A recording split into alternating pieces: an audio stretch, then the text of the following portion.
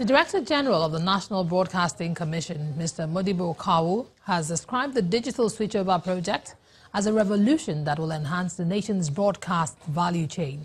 Mr. Kawu made the comment during the commissioning of the digital switchover in Enugu State, southeast Nigeria, an event also attended by the Minister of Information, Mr. Lai Mohammed, and the host governor, Ifeanyi Ugwuanyi. Enugu State, southeast Nigeria, is one of the states to enjoy the first phase of the digital switchover from its present analog broadcasting by the National Broadcasting Commission, NBC. Welcome to NTA Enugu Network Center. And so the Coal City, as it is popularly called, plays host to the Minister of Information, Lai Mohammed, the Director General of the Commission, and a host of other dignitaries from the region and beyond. The NBC boss is not in doubt of the many benefits this transition brings to the benefiting states at the preliminary stage and the country on the long run. DSO has moved away forever from the drawing board. It is a reality that is delivering crystal clear television to the Nigerian people. And as we deepen its processes, there are valuable add-ons such as video on demand, internet facilities, interactivity, electronic program guide, and including the vital process of audience measurement that will spike advertisement spend in the broadcasting industry and others. The Enugu State government is already tuning in to that agenda. As a government, we have intervened on behalf of our people by purchasing 10,000 set-top boxes, which will be distributed free of charge to identify low-income households in our rural area. Our goal is to enable less economically endowed families to continue to receive even more television channels. The Minister of Information sees research as necessary in taking this initiative to a higher pedestal. We need an objective and scientific audience measurement system that articulates the value of the content to consumers as well as the value of the audience to advertisers, particularly in the television sector. With Enugu, Kwara, Kaduna, Plateau and Abuja out of the way, residents of Gombe, Delta and Osun states are now on the lookout for the birth of the new way of broadcasting in the 21st century.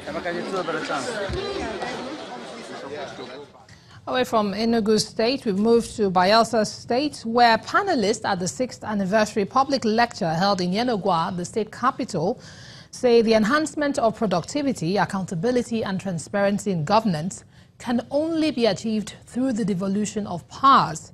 At the lecture, which was tagged Restructuring, the Way Forward for Nigeria, they also agreed that Nigeria needs a fundamental reconfiguration of its state and national architecture. Government officials, security chiefs, traditional rulers and the general public fill this hall. They are here for the 6th anniversary public lecture. The topic centers on restructuring as the path to Nigeria's progress. Restructuring means different things to different people, but everyone can agree that it would involve the engagement of all the parties concerned. Restructuring in a democratic polity requires substantial elite buy-in and compliance.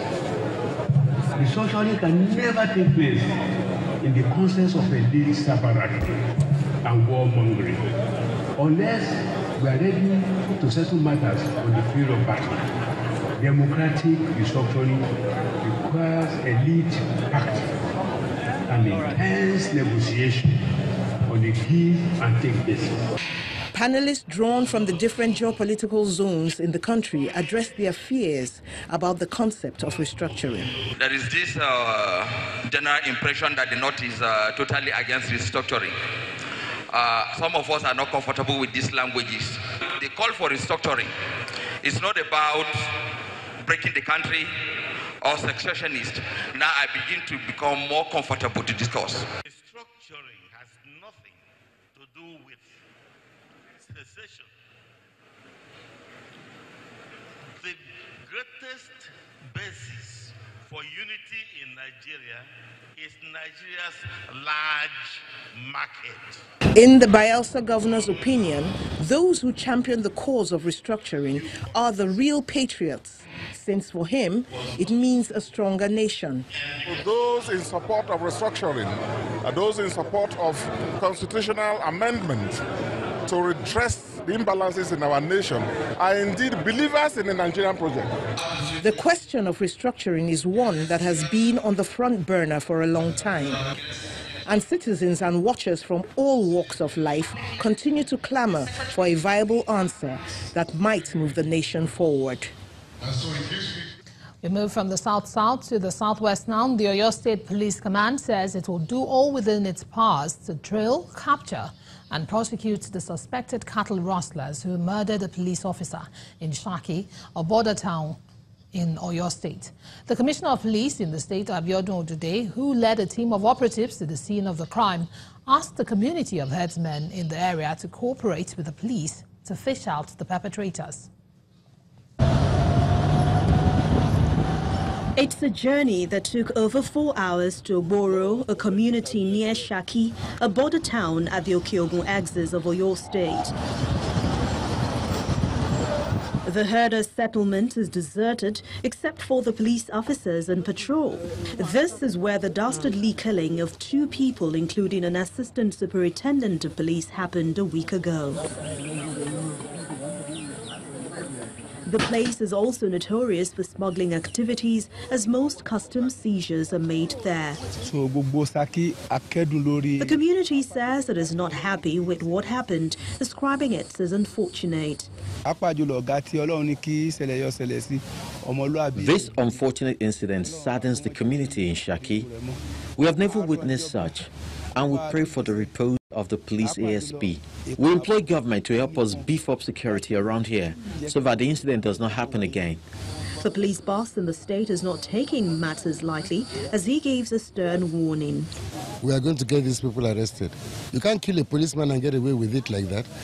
What happened was that a cattle rustler was arrested, and in the process of carrying our operatives, our staff operatives, to arrest the others, they ambushed them. They killed one operative and the other one is in hospital. We cannot allow this to go ahead. One of the policemen who escaped with machete cuts is receiving treatment at the hospital in Shaki. What we are doing is to visit the scene of crime. This man, his condition is very okay. No vital organ is lost. It's just he has machete cuts, and very soon I'm sure he'll be out of here. As investigations continue, the police have given assurance that there is no reason to panic, as the incident is an isolated case.